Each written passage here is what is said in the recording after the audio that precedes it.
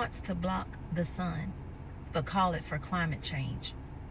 Spiritual warfare is real, and it is really happening. A Bill Gates funded venture in coordination with the UK government are set to begin experiments within weeks to block out the sun to stop climate change. As you are about to see, they will be spraying chemicals into the air to create cloud cover to block the sun and lower the Earth's temperature. CNBC reported here what Gates plans to do and how they are going to do it. They are calling this solar geoengineering, when in reality, this is biological warfare. I've then got an extremely alarming clip of climate scientists debating the morality of this issue and the cost of human life.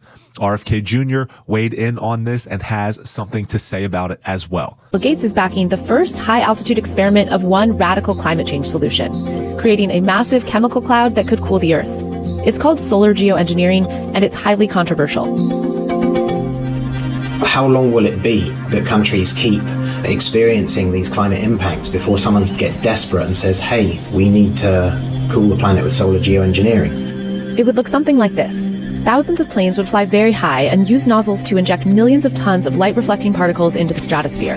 It would create a thin chemical cloud of those particles around the whole planet, blocking some sunlight from reaching the surface. It would mimic a giant volcanic eruption, which we know cools the Earth. So, you know those chemtrail conspiracy theories? I mean, my wife got there before I did, but are you freaking kidding me? The experts who have literally gotten everything wrong now plan to block out the sun with chemicals, and they promise it's going to be safe and effective. We've heard that before. Trust us, guys. Look at these scientists willing to sacrifice human life to save the planet. Blocking out the sun, literally.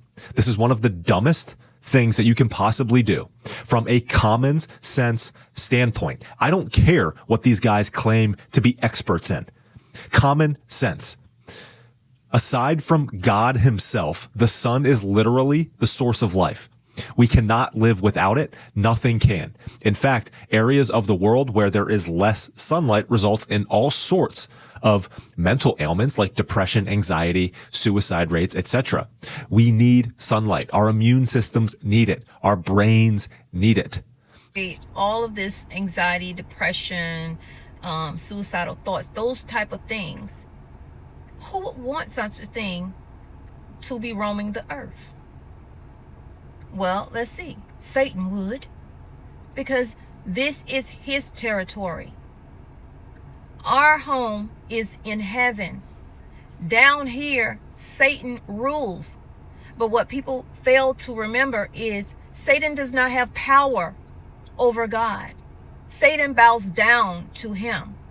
And all that you do in the dark and now in the light, because they're letting everybody know, will be dealt with.